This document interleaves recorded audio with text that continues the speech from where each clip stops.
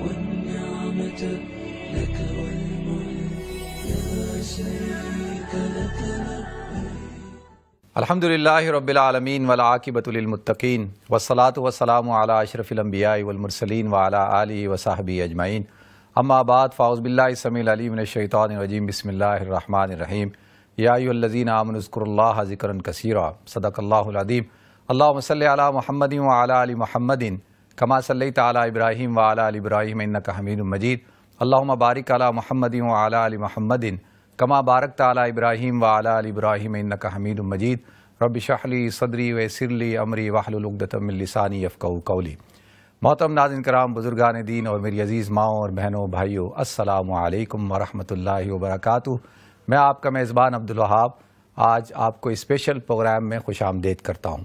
ناظرین، ذی القعدہ کا مہینہ ختم ہو چکا، ذی الحجہ کا مہینہ شروع ہو چکا ہے اور الحمدللہ ہزاروں بلکہ لاکھوں فرزندان توحید اس وقت مکۃ المکرمہ میں موجود ہیں اور حج کی عظیم الشان عبادت کو ادا کریں گے۔ لہذا اس حوالے سے ناظرین پروگرام ماشاءاللہ اسلام چینل نے اس کا انعقاد کیا اور آج کا جو پروگرام ہے اس حوالے سے بڑا اہم ہے کہ آج کے پروگرام میں ہماری جو مہمان شخصیت ہیں ان کا تعارف میں اس طور پہ کراؤں گا کہ ماشاءاللہ انہوں نے جب آنکھ کھولی تو ایسے گھرانے میں آنکھ کھولی، ایسے شخصیت کے ہاں آنکھ کھولی کہ جن کا تعارف پوری دنیا کے اندر اس حوالے سے تھا کہ آپ لوگوں کے اندر ذکر اذکار اور لوگوں کے اندر جو حضور اکرم صلی اللہ علیہ وسلم کی محبت ہے اس کو اجاگر کرنے کے لیے اور اس کی دعوت کے لیے آپ پوری دنیا کے اندر ٹریول کرتے تھے۔ اور الحمدللہ حضرت سے میرا بھی بڑا قلبی تعلق تھا، حضرت مولانا اکرم اوان صاحب رحمۃ اللہ علیہ، اور وہ بہت بڑی شخصیت تھے۔ اللہ تعالیٰ نے ان کو ایک بہت بڑا مقام عطا فرمایا، تو ان کے گھر میں آنکھ کھولی اور ان کی زیر تربیت رہے، اور ان کے دنیا سے تشریف لے جانے کے بعد آج جو سلسلہ نقشبندیہ اویسیہ کے جو امیر ہیں اور تنظیم الاخوان کے، اسی طرح سے فلاحی تنظیم الفلاح فاؤنڈیشن کے آپ روئے رواں ہیں اور پوری دنیا کے اندر اس سلسلے کے امیر ہیں اور اس سلسلے کو چلاتے ہیں، اور ماشاءاللہ اس حوالے سے ایجوکیشن کے اندر بھی کافی کام ہے اور مختلف جو چینلز ہیں اس پہ بھی آپ تشریف لے جاتے ہیں، آپ کے اسفار بھی بہت ہوتے ہیں۔ تو میری مراد حضرت مولانا عبدالقدیر اوان صاحب دامت برکاتہم العالیہ سے ہے۔ میں ان کا بہت مشکور ہوں کہ انہوں نے اپنے قیمتی اوقات میں سے تھوڑا سا وقت اسلام چینل اردو کے لیے نکالا اور وہ ہمارے اسٹوڈیو میں تشریف لائے۔ حضرت بہت بہت شکریہ آپ کا، حضرت آپ ہمارے اسٹوڈیو میں تشریف لائے، اس پروگرام میں تشریف لائے، بہت شکریہ آپ کا۔ بہت شکریہ جی، میں ممنون ہوں، شکر گزار ہوں، اور میرے لیے باعث خوشی ہے یہاں حاضر ہونا۔ تو حضرت آج کے پروگرام کے ہم نے 3 حصے رکھے ہیں۔ پہلا حصہ آپ کی ذات سے متعلق ہے، آپ تھوڑا سا اپنا تعارف کرائیں۔ ہمارے ماشاءاللہ یہ پروگرام پورے یورپ میں دیکھا جاتا ہے، پورے UK میں دیکھا جاتا ہے، اور کہ آپ کا تعلق جو ہے وہ سلسلہ نقشبندیہ اویسیہ سے ہے، تو آپ یعنی حضرت امیر اکرم مولانا اکرم اوان صاحب کے صاحبزادے ہیں، اس حیثیت سے آپ اس وقت اس پوزیشن پہ ہیں یا آپ یعنی آپ کی ان سے تربیت ہوئی ہے، آپ اس سلسلے سے تعلق رکھتے تھے؟ تھوڑا سا اس حوالے سے گفتگو کریں۔ الحمدللہ رب العالمین والصلاة والسلام علی حبیبہ محمد وآلہ وصحبہ اجمعین۔ سب سے پہلے میں اپنے ناظرین کو السلام علیکم ورحمۃ اللہ وبرکاتہ۔ بہت شکریہ محترم۔ بنیادی طور پر تو پہلے جو میں سمجھتا ہوں یا جانتا ہوں وہ یہ ہے کہ کم علم آدمی ہوں، کمزور خطا کار انسان ہوں، اور جہاں بیٹھا ہوں، جس ذمہ داری پر بیٹھا ہوں، یہ بہت نازک ہے، اس لیے کہ ہر ایک انسان کے پاس جو اختیار ہے یہ اس کا ذاتی نہیں ہے، اللہ کریم کی عطا ہے۔ تو جس کی عطا ہے اس کے حضور روز معاشر اس ہر شے کا حساب دینا ہے۔ جی، جب ذاتی حیثیت سے ہٹ کر آپ اجتماعی حیثیت میں جواب دہی ہوگی تو پھر اتنی بات لمبی ہو جائے گی۔ جی، تو تعلق جو ہے وہ سلسلہ نقشبندی اویسیہ سے ہے۔ جیسے فقی ائمہ کرام نے جو حصہ جیسے کہتے ہیں اقرارم باللسان، اس پر تعلیم و تعلم، تربیت اور ایک اجماع ہم تک پہنچنے کا سبب ہے، تو جو حصہ تصدیقم بالقلب کا ہے، اسے اگر آپ کہیں کہ شعبہ تصوف یا سلاسل تصوف، تو نقشبندیہ اویسیہ جو ہے سب 4 بڑے سلاسل تصوف میں سے ایک یہ سلسلہ ہے۔ اور ایک ربط ہے جو قلب اثر محمد رسول اللہ صلی اللہ علیہ وسلم تک نصیب ہوتا ہے. جہاں تک بات آپ نے میری لیاقت کی تو میں نے وہ ابتداً ہی آپ کو عرض کی کہ نازک جگہ بھی ہے اور میں کم علم آدمی ہوں. لیکن جہاں تک بات امور کی سر انجام دہی کی ہے تو مجھے تقریباً کوئی حضرت رحمۃ اللہ علیہ کے ساتھ 25 سال لگ بھگ 24 سے 25 سال خدمت کا موقع ملا، اور میں نے عام گلی کوچی سے لے کر ایڈمنسٹریشن کے معاملات تک یہ سارا سفر طے کیا. جی. آج بھی اگر میں دیکھوں تو مجھے ایڈمنسٹریشن ہی میں صرف اگر ایڈمنسٹریشن دیکھوں تو تقریباً 29 سال ہو گئے. اور جہاں تک بات ہے تصوف کے حوالے سے ذکر اذکار اور امور کی سر انجام دہی، تو اس میں آپ کی زیر سایہ 25 سال میں نے خدمات سر انجام دی. یہ کہنا کہ اس ذمہ داری کے مطابق لیاقت تو نہیں، میں تو پہلے نفی کر چکا ہوں. جی. لیکن یہ کہنا کہ مجھے ان کی ذات سے اللہ نے سبب بنا یہ نصیب ہوا، یہ درست ہے.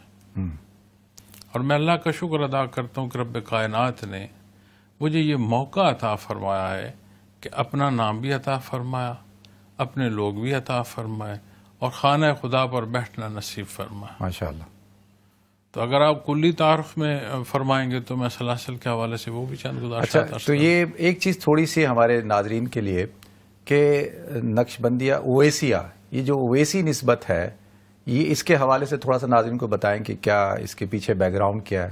بالعموم سمجھا جاتا ہے جب لفظ اویسی آتا ہے کہ حضرت اویس کرنی آپ کی نسبت جو ہے سلاسل تصوف میں یہ سلسلہ ہے. نہیں، طریقہ اویسی ہے. طریقہ اویسی ہے.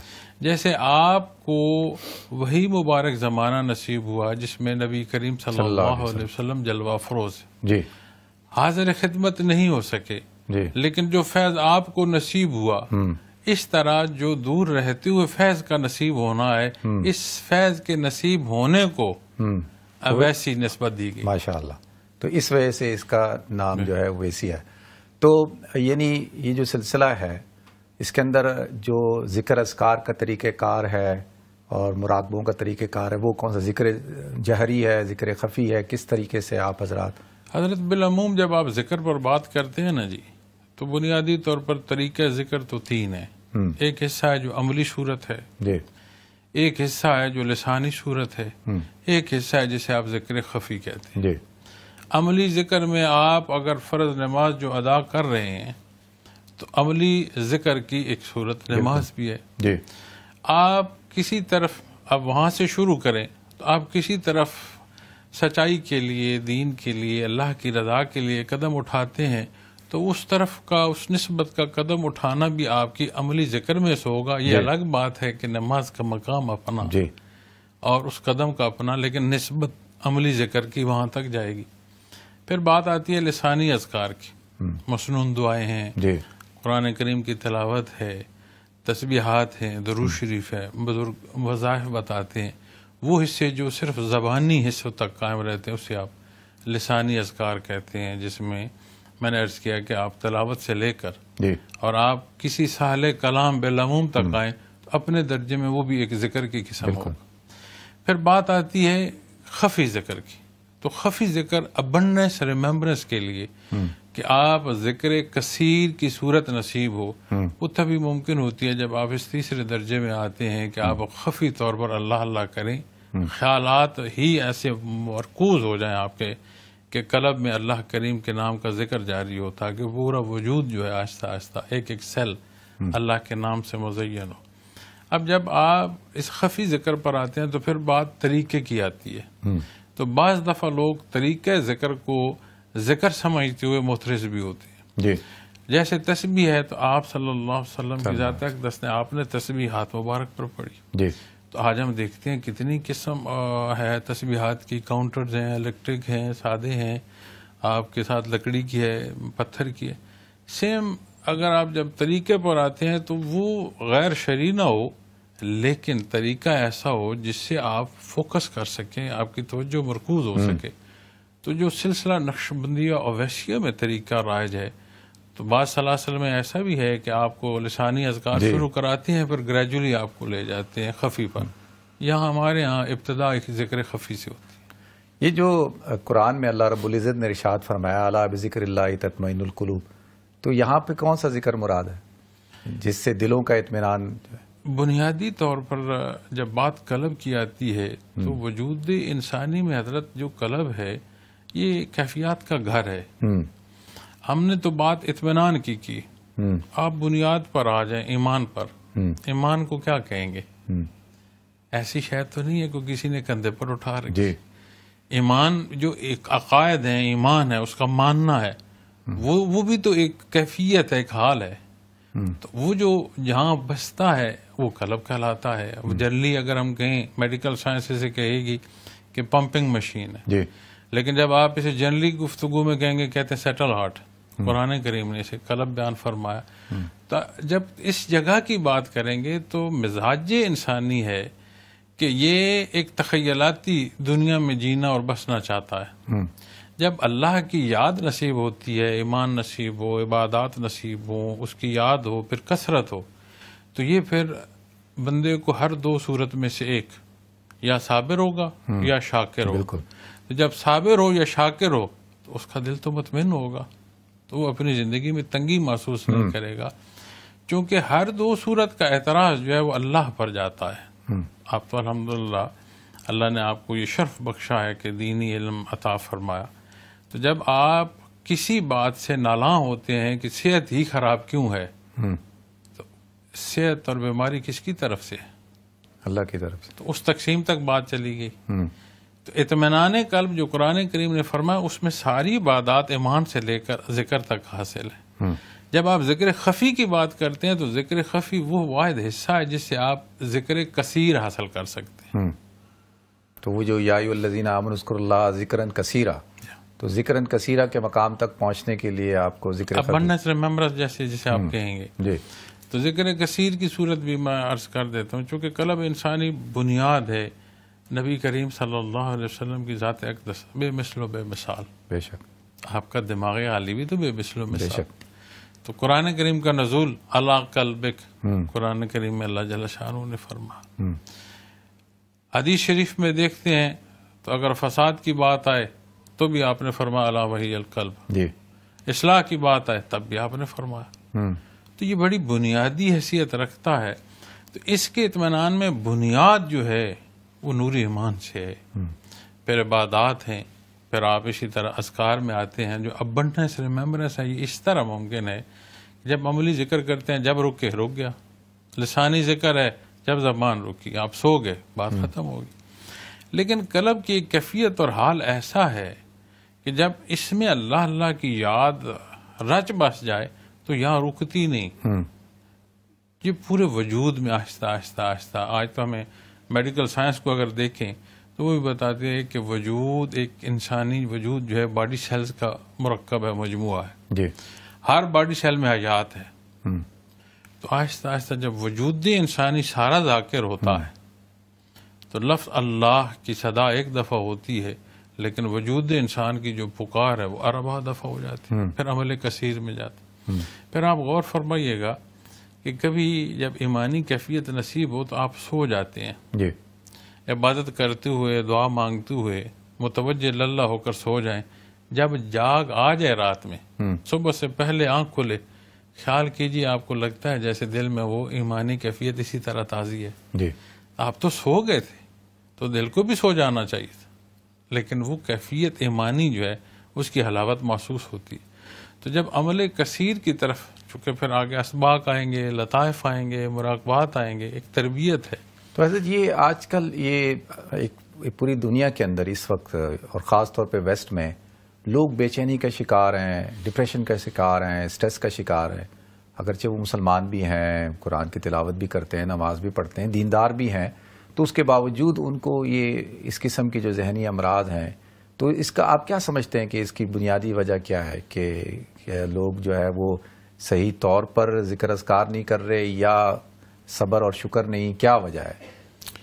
کسی کی ذات پر تو گنجائش نہیں کہ اس پر بندہ کوئی ایسی بات کہے کہ جو اس کی ذات کو عمومی افیکٹ طور کرے، پہ۔ لیکن جب بالعموم آپ بات کرتے ہیں تو میں نے تھوڑی دیر پیشتر ایک بات عرض کی تھی کہ ہم بستے ہیں تخیلاتی دنیا میں، تو جب اعتقاد کمزور ہوگا تخیلاتی دنیا اور مضبوط ہوگی۔ مثلا میری صحت، میری اولاد، میری حیثیت، میری شہرت، میری ضروریات کی تکمیل، اب کتنی ہی پہلو نکلتے آ رہے ہیں۔ صحت کیسی ہے؟ جیسی اللہ نے دی۔ رنگ و نسل کون سا ہے؟ جو اس نے دیا۔ حیثیت جو اس نے رزق عطا فرمایا، عزت جو اس نے عطا فرمائی، وقت وہ جو اس نے عطا فرمایا۔ تو جب اللہ کی رضا میں راضی ہوگا تو پھر اسے اطمینان ہوگا۔ جب تخیلاتی دنیا میں ہوگا تو جگہ جگہ کھرچیاں ٹوٹیں گی، جب اپنی طرف دیکھے گا تو وہ جو سوچتا ہے وہ نہیں ہے، وہ ہوگا جو اللہ نے دیا ہے۔ اولاد کی نسبت، گھر، حیثیت، ہر حیثیت سے۔ اب جب اس کو آپ ڈیفائن کرنا چاہیں گے تو سمجھ آتی ہے کہ ہم جو مان رہے ہیں، جو ہمارا عقیدہ ہے، اس پر فیتھ جو ہے، جو یقین ہے، اس میں مضبوطی کی ضرورت ہے، وہ کمزوری ہے وہاں پر۔ تو تصوف آپ جب اللہ اللہ کرتے ہیں تو وہاں جو فیتھ اور یقین ہے اس میں طاقت دیتا ہے، خلوص دیتا ہے، ایک حضور حق کی کیفیت ہوتی ہے۔ مثلا حضرت ہمارا ایمان ہے، بنیاد ہے کہ اللہ جل شانہ کی ذات ہر جگہ ہر لحظے موجود ہے۔ تو کبھی محسوس کیا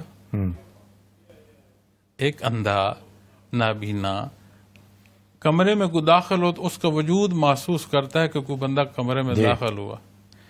تو وہ ایمان کا وہ درجہ کہ وہ ہمیں اس طرح اس حیثیت تک پہنچا دے انَّکَ تَرَاهُ فَإِن لَّمْ تَكُن تَرَاهُ فَإِنَّهُ يَرَاكَ، اور كما قال محمد رسول صلی اللہ علیہ وسلم۔ اگر یہ درجہ کا ایمان نہیں ہے کہ میں اپنے اللہ کو دیکھ کر سر بسجود ہوں، تو اتنا تو ہو میرا اللہ مجھے دیکھ رہا۔ تو آپ فرمائیں نا جی کہ یہ ایمان کی کیفیت نصیب ہو کہ میں اپنے اللہ کے روبرو ہوں، زندگی مطمئن ہوگی۔ اب میں جب سفر پر جاتا ہوں، دوست احباب سے ملتا ہوں، تو میری بنیادی جو ترویج ہے وہ ذکر سے ہے، تصوف سے ہے۔ جب لوگوں کے پاس مائک آتا ہے تو ان کے سوالات اکثر اس بحر کے ہوتے ہیں، انزائٹی کے حوالے سے، اگریشن کے حوالے سے، ڈپریشن کے حوالے سے، چیزیں ہیں کہتے ہیں سمجھ نہیں آتی کیوں تنگی ہے، ایک فیئر آف ان نون ہے۔ تو میں انہیں اکثر کہتا ہوں، میں کہتا ہوں ایک ہجوم ہے بندوں کا جس میں سارے اکیلے اکیلے رہ رہے ہیں۔ تو کبھی ہم نے توجہ دی اپنی زندگی کو کہ ہجوم میں اکیلے ہیں؟ فطرت ہے مل جل کر رہنا، کیونکہ جب لفظ انسان کا آپ مفہوم دیکھیں گے تو وہ مخلوق جو مل جل کر رہے، اور جب ہم حالات دیکھتے ہیں تو ایک آئسولیٹڈ انداز ہے زندگی کا۔ تو پھر میں نے عرض کرتا ہوں کہ نماز بیسٹ اسٹریچنگ ایکسرسائز ہے۔ میڈیکل میں سرچ کریں تو بیسٹ اسٹریچنگ ایکسرسائز نماز ہے۔ اسٹریچنگ کریں نماز نہیں ہوگی، نماز پڑھیں اسٹریچنگ از خود ہو جائے گی۔ اسی طرح جب آپ الا بذکر اللہ تطمئن القلوب، یہ اصول بیان فرمایا گیا ہے، یہ نہیں فرمایا کہ قلب کے سکون کو ذکر کرو۔ نتائج میں حصہ بتایا گیا کہ اللہ کی یاد دلوں کا سکون ہے، یہ ایک فیصلہ ہے، ایک آپ کو نتیجہ بتایا گیا ہے۔ اب جب آپ اسے عبادت کر کے اللہ کی رضا کے کرتے ہیں ذکر، تو جہاں اجر اور ثواب اور اس کی رضا اور حضور حق جیسی کسی کیفیت نصیب ہو تو سکون نہیں ہوگا تو کیا ہوگا؟ تو تھوڑے میں بھی ہوگا، زیادہ میں بھی ہوگا، صحت میں بھی ہوگا، بیماری میں بھی، ہر حال میں۔ حضرت دیکھیں نا، آپ پھر بڑا قریب نہیں دیکھیں گے، آپ وہاں تک دیکھ رہے ہوں گے جہاں تک نظر نہیں پہنچ رہی۔ بصیرت سے بصارت کم ہے، تو بصارت تو دیکھنے کو کہتے ہیں، تو بصیرت تو بندے مومن کا ایک ایسا حصہ ہے کہ وہ جی یہاں رہا ہے، دیکھ قیامت کا دن رہا ہے، تو وہ جو اللہ کے حضور پیش ہونا ہے اور اس دنیا کا فانی اور عارضی ماننا ہے، اور وہ جو ہمیشہ کی زندگی کا، تو اس کے لیے تو یہ ثانوی حیثیت ہو جاتی ہے دنیا، وہ تو دیکھتا ہی آخرت کو ہے۔ تو یہ جو یہ کہا گیا حدیث میں اتقوا فراست المومن فإنه ينظر بنور اللہ، وہ اللہ کے نور سے دیکھتا ہے۔ یہی عرض کی نا جی۔ تو آج کا جو مومن ہے اس کو یہ فراست کیوں نہیں پیدا ہو رہی؟ یا کوئی ایسا آپ سمجھتے ہیں کہ کوئی کمی ہے، کوئی یا کوئی صحیح تعلیم نہیں ہے یا صحیح ڈائریکشن نہیں ہے؟ اللہ کریم نے جہاں زندہ رہنے کا ہر ایک کو حق دیا ہے، وہاں مذہب اختیار کرنے کا بھی حق دیا ہے، وہ پابند فرما دیتا کہ جو فجر نہیں پڑے گا دوسری فجر تک کھانا نہیں کھا سکے گا، تو کون تھا؟ جیسے سانس ہماری ضرورت ہے، آکسیجن نہ ہو تو وجود ختم ہے، ہر ایک مجبور ہے آکسیجن تک پہنچنا، اس کی ضرورت۔ اس نے ہر ایک کو موقع دیا ہے، اِنَّا هَدَيْنَاهُ السَّبِيلَ إِمَّا شَاكِرًا وَإِمَّا كَفُورًا، چوائس آپ کی ہے، کیا کرتے ہیں۔ تو جب ہم اپنے اس حصے کو دیکھتے ہیں تو ہم نے بات کی کہ بندے مومن مطمئن، تو جو اطمینان بخش زندگی تاریخ اسلام میں ملتی ہے تو اس کی وجوہات کیا ہیں؟ اس کی وجوہات کو دیکھیں گے تو کامل اتباع ہے۔ تو کیا کامل اتباع آج ہماری زندگی میں ہے؟ آج ہماری پرائرٹی لسٹ میں ہے؟ کیا ہم حلال کا جو ایک خوشہ ہے یا دانہ ہے اس کے ساتھ وہ محنت، وہ طلب اور اس کے پاک ہونے تک کو دیکھتے ہیں؟ ہماری عمومی زندگی میں مصروفیت ہو اور کچھ چھوٹے نہ چھوٹے، ہماری نماز چھوٹ جاتی ہے۔ ہم نے کبھی غور فرمایا کہ وہ نماز بندے مومن کی پہچان ہے؟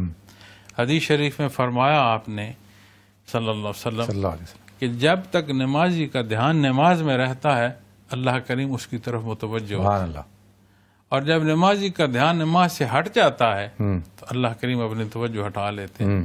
کیا ہمارے دھیان اپنی نمازوں میں ہے؟ کبھی ہم نے غور کیا جس قرآن کریم کو خوبصورت لحاف میں ہم نے بالا کانوں میں سجا رکھا ہے، یہ کلام ذاتی ہے، یہ لب ہے محمد رسول اللہ صلی اللہ علیہ وسلم سے ہمیں عطا ہوا ہے۔ اس میں میرے اللہ نے مجھے مخاطب فرمایا ہے، میرے نبی کریم صلی اللہ علیہ وسلم نے میری تربیت فرمائی، یہ مجھے کیا فرما رہا ہے کلام ذاتی؟ تو کبھی ہم نے غور کیا حضرت؟ حالانکہ کلام ذاتی دیکھنا برکت، چھونا برکت، اجر ثواب، سننا برکت، اجر ثواب، پڑھنا نصیب ہو، اجر ثواب، سمجھ کر عمل تک لے آئیں تو حال نہ بدل جائے۔ حضرت ماشاءاللہ آپ کی گفتگو میں نماز کا تذکرہ ہے، قرآن کا تذکرہ ہے، تو عام طور پہ لوگوں کے ذہنوں میں ہے کہ جو اولیاء کرام ہے یا جو مشائخ ہوتے ہیں یا جو مروجہ آج کل جو ہمارے ہاں تصوف کو سمجھتے ہیں کہ وہ کہتے ہیں بس ذکر کرو، نماز کی کوئی حضور قلبی ہونا چاہیے، نماز پڑھو نہ پڑھو، قرآن پڑھو نہ پڑھو، بس یہ تسبیح پڑھ لو، یہ ذکر کر لو، بس یہ کافی ہے۔ تو کیا آپ اس چیز کو سمجھتے ہیں کہ بھئی شریعت اور طریقت کا ملاپ ہونا ضروری ہے؟ اگر کوئی اس طرف دعوت دیتا ہے تو وہ کیا حقیقی؟ حضرت شریعت اور طریقت دو الگ چیزیں نہیں ہیں۔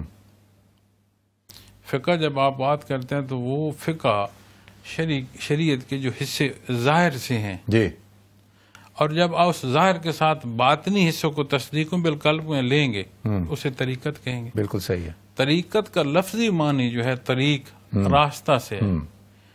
آج جو سمجھ لیا گیا ہے کہ تصوف شاید جنات کا علاج ہے یا جادو کا علاج ہے، بیماریوں کا علاج ہے، رزق کے حصول کی بات ہے، اپنی کامیابیوں کا نام تصوف ہے، نہیں، یہ تو کنکر اور پتھر بھی ہیرے کے سامنے نہیں رکھتے مثال۔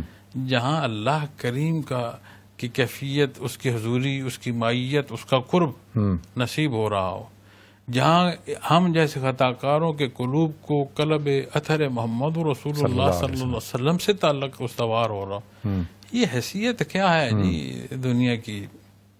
تو جب آپ دنیا کے امور کو دیکھتے ہیں تو اس کو ہم پھر تارک دنیا کی نظر سے سمجھتے ہیں، تو تارک دنیا تو نہیں ہے جی۔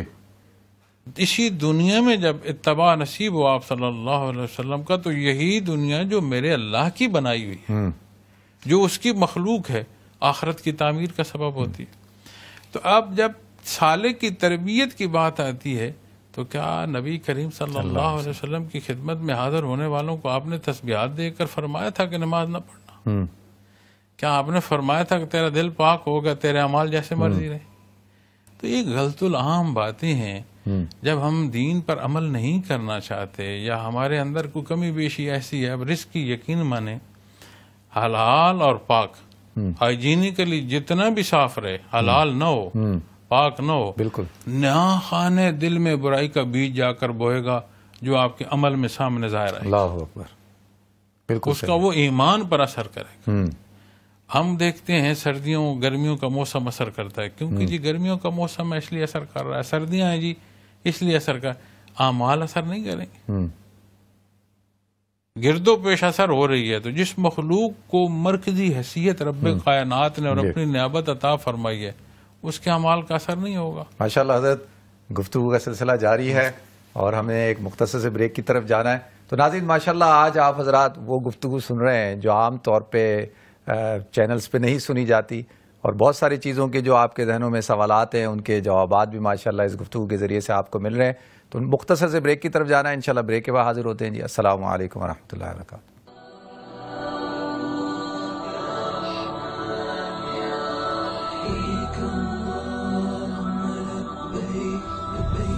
شريك لك لبيك إن الحمد والنعمة لك والملك لا شريك لك لبيك. بسم اللہ الرحمن الرحیم. السلام علیکم ورحمۃ اللہ وبرکاتہ. ناظرین آپ کو ایک دفعہ پھر پروگرام میں خوش آمدید کرتا ہوں. ہمارے ساتھ پروگرام میں آج حضرت مولانا عبدالقدیر اعوان صاحب دامت برکاتہم العالیہ تشریف فرما ہے، اور بڑی ماشاءاللہ کھل کر گفتگو ہو رہی ہے ذکر کے حوالے سے، تصوف کے حوالے سے. حضرت ماشاءاللہ آج آپ جو لوگوں کے ذہنوں میں سوالات ہیں وہ ان کا ترجمان بن کے میں آپ سے پوچھ رہا ہوں. ایک تو آپ یہ بتائیں کہ ماشاءاللہ آپ کس طرح مینیج کرتے ہیں اتنی ساری چیزوں کو، اتنے آپ کے ماشاءاللہ اتنے کام ہیں، تو کیسے آپ اس کو مینیج کرتے ہیں اور ٹائم کس طرح سے نکالتے ہیں یہ سارے اسوار کا، ان ساری چیزوں کا؟ اس کا بھی کوئی وظیفہ ہے تو بتا دیں تاکہ اس پر عمل کر لیں ہم لوگ بھی. اصل میں بات یہ ہے جی کہ ہمارے نزدیک جو وقت ہے جی، جسے ہم ماہ و سال سے شروع کرتے ہیں اور سیکنڈز تک، اس سے آگے لمحوں میں نہیں جاتے، سیکنڈ تک شمار رکھتے ہیں. ہمارے نزدیک سیکنڈ ایک ٹک میں گزر گیا.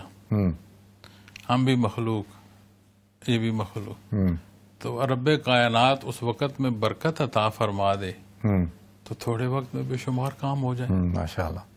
تو میں تو جب اللہ جل شانہ کی ذات اور اس کی رضا اور اس کے قرب کے لیے نکلتا ہوں تو معاملہ اسی کے سپرد کرتا ہوں کہ یا اللہ تو جان اور نظام جانے میں نے کیسے چلنا ہے، میں نے کیا بولنا ہے، اور سامعین نے کیا حاصل کرنا ہے، یہ ہوگا کیسے، اللہ کے سپرد کرتا ہوں اور اللہ کریم مہربانی فرماتے ہیں. تو آپ کی روٹین میں لوگوں سے ملنا ہے تو یہ کس طرح سے ہوتا ہے؟ لوگ حضرت تو میں تقریباً جو سلسلہ نقشبندیہ اویسیہ کا سیٹ اپ ہے یہ گلوبل ہے.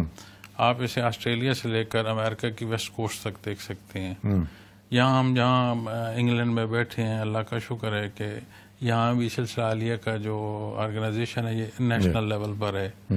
ہر بڑے شہر میں سلسلہ عالیہ کے لوگ ہیں، ذکر ہے. ہم کوشش کرتے ہیں کہ اچھی تربیت ہو، ایسی تربیت ہو جو نہ صرف ہمیں ذات کو بلکہ ایک بحیثیت مسلمان، پھر ایک بحیثیت انسان، پوری کمیونٹی کو ایک مثبت کردار ملے. اب میں کوشش کرتا ہوں کہ آرگنائز کروں کام کو، چونکہ لوکل پاکستان میں میرے ساتھ 3 آرگنائزیشن نیشنل لیول کی اور بھی ہیں. ایک الاخوان ہے، ایک الاخوات ہے، ایک الفلاح فاؤنڈیشن ہے، اور ایک ذیلی میں نے اسٹیبلش کیا ہے اسکاؤٹس. اس میں ہر عمر کے لوگ ہیں.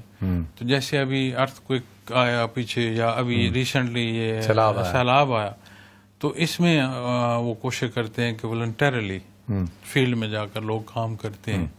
تو وہ پوری آرگنائزڈ نیشنل لیول سے لے کر موجود افراد کے فرد کے یونٹ تک.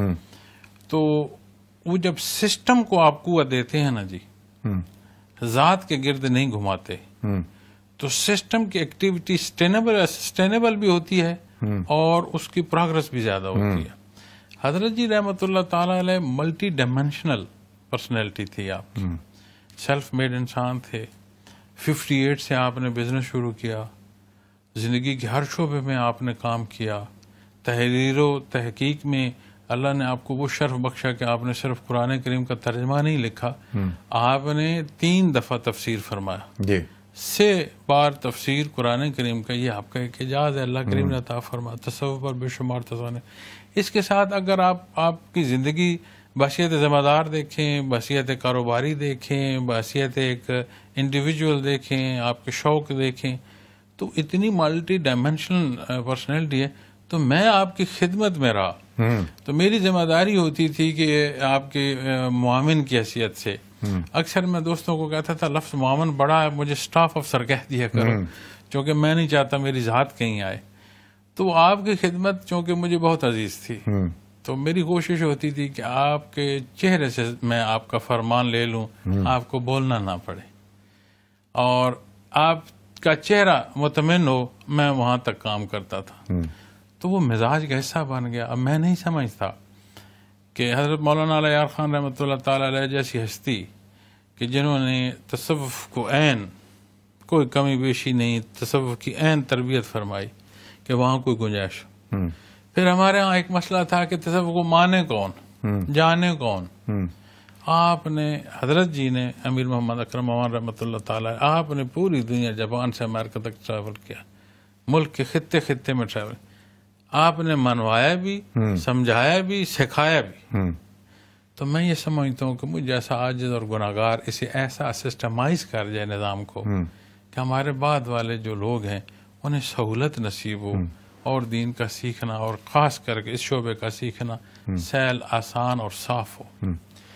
ماشاءاللہ حضرت، آج کل پاکستان کے جو حالات ہیں، بلکہ پوری دنیا کے یہاں پہ بھی ہم دیکھتے ہیں مسلمانوں کے اندر کافی اختلافات ہیں، چھوٹی چھوٹی چیزوں کے اوپر بھی ہیں، اور ہم گروہ میں بٹے ہوئے ہیں۔ تو ماشاءاللہ ہمارا جو اسلام چینل ہے، اس کا ایک اصول ہے کہ ہمارے ہاں ہر مکتبہ فکر کے لوگ پروگرام کرتے ہیں، اور ہم سب کو ٹائم دیتے ہیں، اور ماشاءاللہ سب ایک دوسرے کا احترام کرتے ہیں۔ یہ یو کے میں واحد چینل ہے الحمدللہ کہ جس میں یہ نہیں ہے کہ جی یہ دیوبندی ہیں، بریلوی ہیں، اہل حدیث ہیں، یہ ہے، تو اس کے اندر سارے مکاتب فکر کے لوگوں کو ٹائم دیا جاتا ہے، تو اس کا ایک اچھا امپیکٹ پڑ رہا ہے۔ تو ماشاءاللہ آپ بھی، میں آپ کے گفتگو آپ کی سنتا ہوں، آپ کے بیانات سنتا ہوں کہ آپ بھی ماشاءاللہ اتحاد امت کے داعی ہیں، اور آپ بھی اس پیغام کو لے کے پوری دنیا میں پھر رہے ہیں۔ تو آپ کی نظر میں ایسے کون سے پہلو ہیں کہ جن کو ہم اجاگر کریں کہ جس سے یہ جو چیزیں ہیں، فروعی اختلافات اور اتنا زیادہ پولرائزیشن ہے، یہ تھوڑی سی کم ہو سکے؟ ہمیں اس کے لیے ذات سے نکلنا ہوگا۔ جب تک ہم اپنی ذات میں ہوں گے تو یہ مسائل آئیں گے۔ جو ہماری بنیاد ہے کہ جو کچھ ہے ذات باری تعالیٰ ہے۔ کیسے؟ جیسے آپ شہادہ پڑھتے ہیں، ابتدا آپ کلمہ طیب سے کر لیں، لا الہ الا اللہ، پہلے آپ نے سب رد کیا، لا الہ الا اللہ سوائے اللہ، کیسے؟ محمد رسول اللہ صلی اللہ علیہ وسلم۔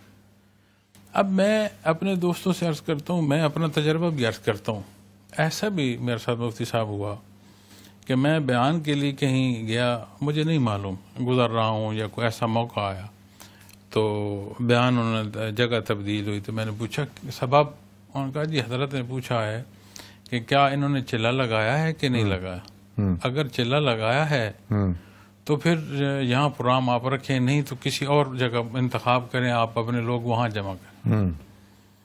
ایسا بھی ہوا کہ کسی نے یہ پوچھا کہ یہ کیا حضرت درود شریف بلند پڑھتے ہیں یا نہیں، اگر بلند پڑھتے ہیں تو پھر تو درست ہے۔ ایسا بھی ہوا کہ رفع یدین کتنی دفعہ کرتے ہیں۔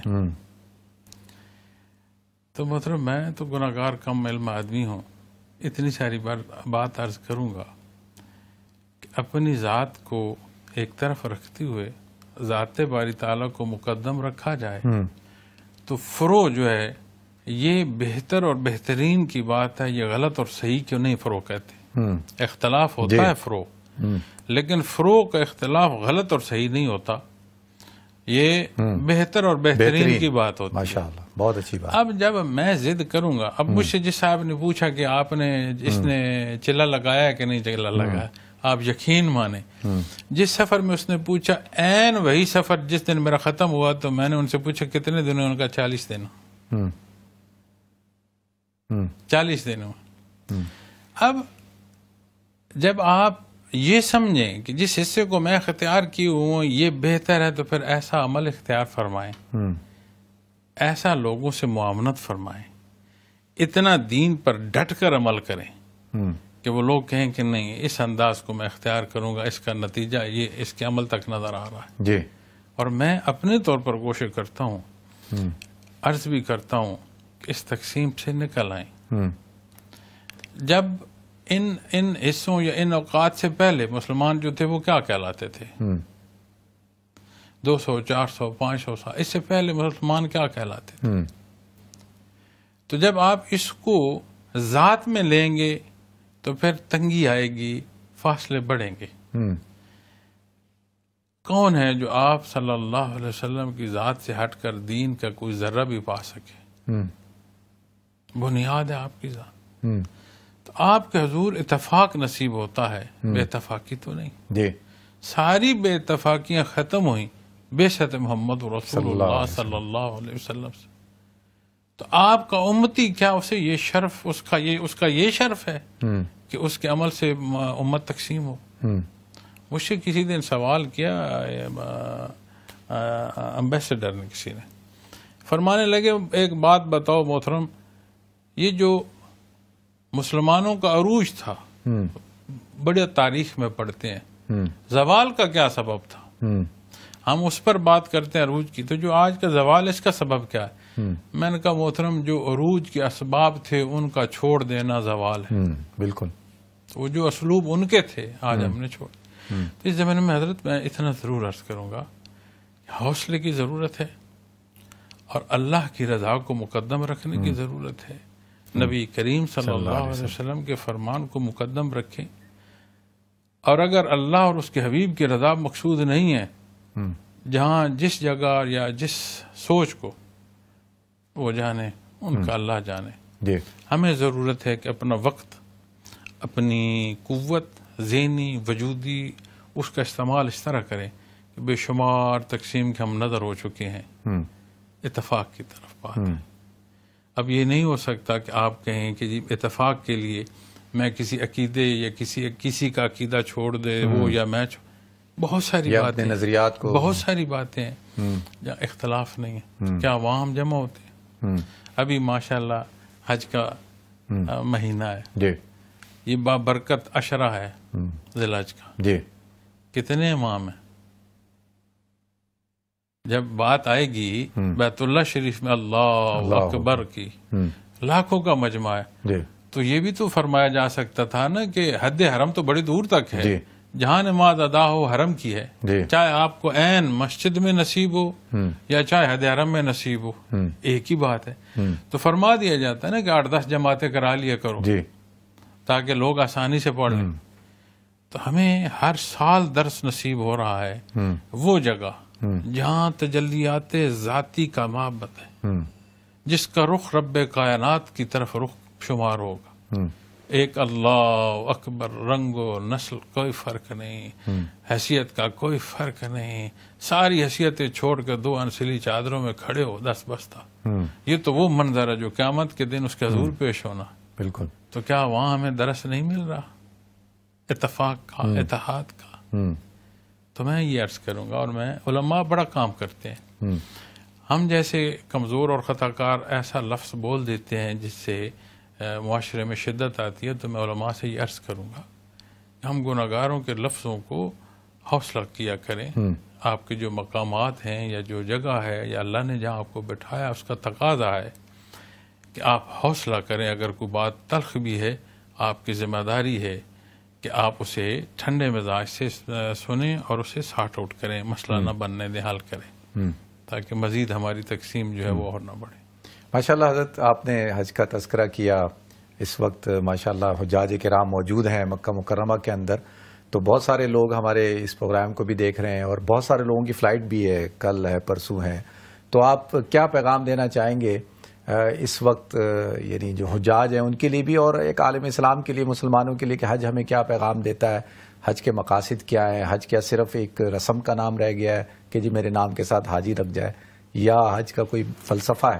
بنیادی رکن ہے جی، اور جب آپ دیکھتے ہیں کہ حضرت ابراہیم علیہ السلام اور پورا واقعہ جب آپ خلیل اللہ کا دیکھتے ہیں، ذبیح اللہ تک علیہ السلام تک، کیا درد تھا بندگی کا، کیا شوق تھا عبادت کا، ماننا، لخت جگر کے چھری رکھنا بڑا مانے ہے، اور اللہ جل شانہ نے آپ کی صداقت کی شہادت کلام میں عطا فرمائی، کلام ذاتی، اللہ نے اتنی وہ قربانی پسند فرمائی، اس میں سے حصہ نصیب ہونا ہے۔ تو کیا ہماری جو چھری قربانی کی ہے خواہشات تک پر بھی نہیں چل سکتی، سختیوں پر نہیں چل سکتی؟ تو جب آپ عبادت یا بنیادی رکن کی بات کرتے ہیں جو صاحب استطاعت پر ہے، استطاعت ہے تو اس کا حکم ہے، تو جو استطاعت ہے اور جس مقصد کو جا رہے وہ سب سے پہلی بات حضرت ہے کہ اسے جانے، احکامات جانے. یہ جو انسلی چادریں ہم اوڑھ لیتے ہیں یہ وہ کفن کی بھی صورت ہے اور روز محشر اللہ کے حضور پیش ہونے کی بھی صورت ہے، اور میدان عرفہ میدان محشر کے پھیلنے کے مقام. تو جو اس کے حضور جا رہے ہیں تو ضرورت نہیں ہے کہ ہم ضروریات دین کو جانیں. جی. تو جو احکام اس سے متعلق احرام سے ہیں ان سے لے کر حج کے احکامات تک وہ بنیادی طور پر ذمہ داری حاجی کی کہ وہ جانے. جب عبادت حکم کے مطابق ہوگی اور ذرائع حکم کے تحت ہوں گے تو پھر اس کے نتائج مرتب ہوں گے. تو جو آپ صلی اللہ علیہ وسلم نے فرمایا کہ حج کی شرف قبولیت ایسے ہے جیسے دنیا میں بندہ آج بچہ پیدا ہو اتنا پاک صاف ہوگا. تو پھر اس میں اتنا سبق ہے ایثار کا، لحاظ کا، اجتماع کا، اتفاق کا، اور مشکل وقت سے گزرنے کا. ہاں بالکل. اور پھر جب آپ جاتے ہیں اپنی کمفرٹ زون سے آپ نکلے نا جی، جو خاص 3 دن مخصوص ہیں جی، آپ منا میں ہیں، آپ عرفہ میں ہیں، مزدلفہ میں ہیں، آپ واپس زیارت تک پہنچتے ہیں، جب کنکریاں مار کر آپ پہنچتے ہیں جمرات سے، تو اس میں تو پوری تعداد نے ایک جگہ پر رہنا ہے. تو وہ موبلائزیشن میں سے آپ جب گزرتے ہیں تو آپ کو بڑے درس ملتے ہیں. جی. پھر جب بات عرفہ کی آتی ہے تو قرآن کریم نہیں فرماتا کہ وہ جو تم باپ دادا کو یاد کرتے اس سے بڑھ کر اللہ کو یاد کر. تو ہر درس عملی زندگی سے لے کر یقین مانے یہ جو کیفی ذکر ہے نا جی، ذکر کثیر، کثرت سے ذکر، اس تک کا درس ملتا ہے.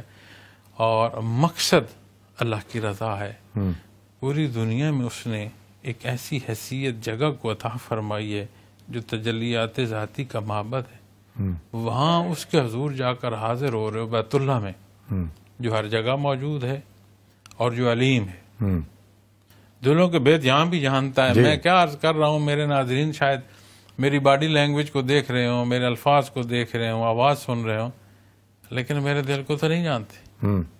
تو جو مجھے یہ یقین کہ میرا اللہ جانتا ہے تو میرے لفظ ٹوٹ سکتے ہیں، غلطی ہو سکتی ہے، ان الفاظ کی ادائیگی کے پیچھے صدق ہوگا، بالکل بےایمانی نہیں ہوگی. تو کس منہ سے پھر ہم جا کر کھڑے ہوں گے اگر وہاں بھی ہمارے قلوب میں جھوٹ ہو.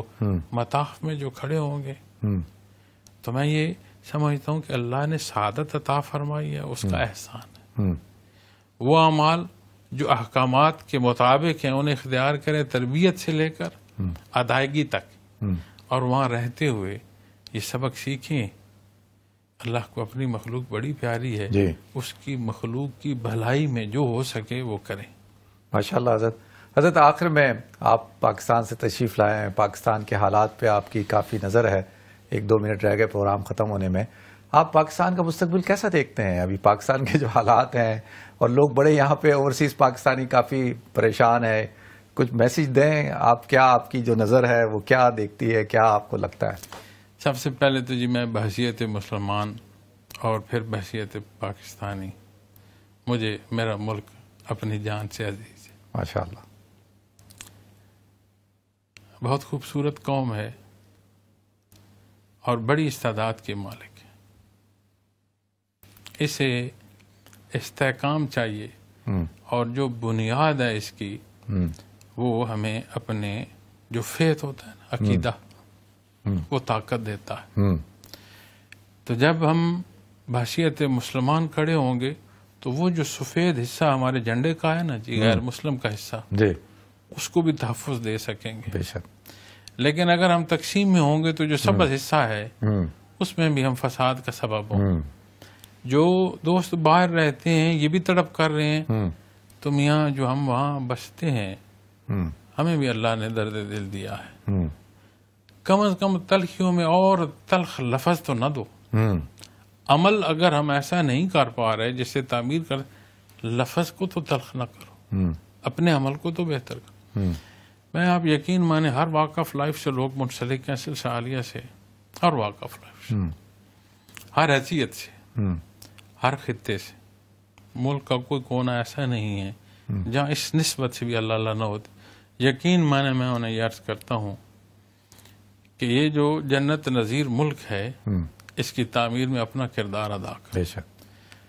24 کروڑ کی آبادی ہے حضرت, 24 نیکیاں نہیں ہوتی. شام کو جو سر شام بے شمار گناہ اس قوم پر لگ جاتے ہیں تو دنیا ساری میں امن ہے. بالکل صحیح. کیا یہ ریالٹی بیسڈ چیزیں ہیں؟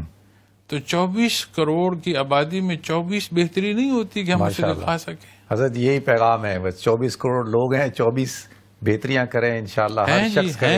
ہیں, اللہ کا شکر ہے, اور انشاءاللہ بحثیت قوم اپنے حصے کا کردار ادا کریں. بہت شکریہ حضرت, آپ نے وقت نکالا, اور انشاءاللہ پھر کبھی آپ تشریف لائیں گے ضرور, ہمارے چینل پہ ضرور آئیے گا. اور مجھے پورا یقین ہے کہ ہمارے جو ناظرین ہیں انہوں نے بھی آج کی اس مجلس سے, اس پروگرام سے بھرپور استفادہ حاصل کیا ہوگا. ناظرین انشاءاللہ آپ حضرات سے کل ملاقات ہوگی. اپنا خیال رکھیے گا, اپنی دعاؤں میں ہمیں یاد رکھیے گا. السلام علیکم ورحمۃ اللہ وبرکاتہ.